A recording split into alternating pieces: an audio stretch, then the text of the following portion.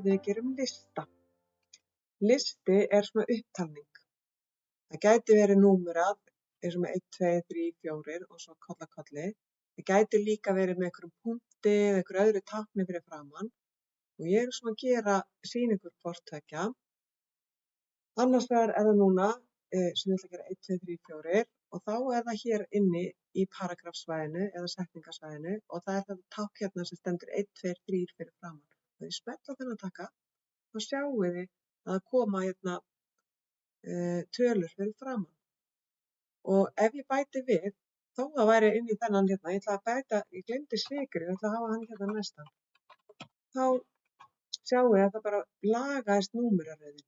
Ég þarf ekki að breyta því þó að eitthvað hafi farið á rangan stað. Númerin leiðréttast sjálf.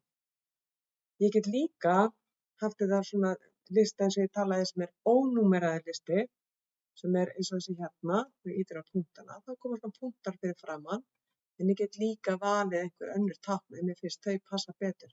Til dæmis svona tékklisti. Þannig að ég svona að hafa það, passar ágætlega fyrir svona innkaupalista.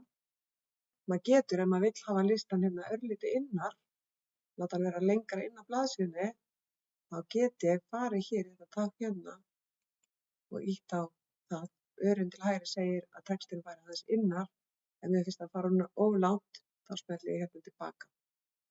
Ég sem að leyfa honum að vera hérna, ég meira sagði sem að leyfa þessum að fara aðeins innar líka.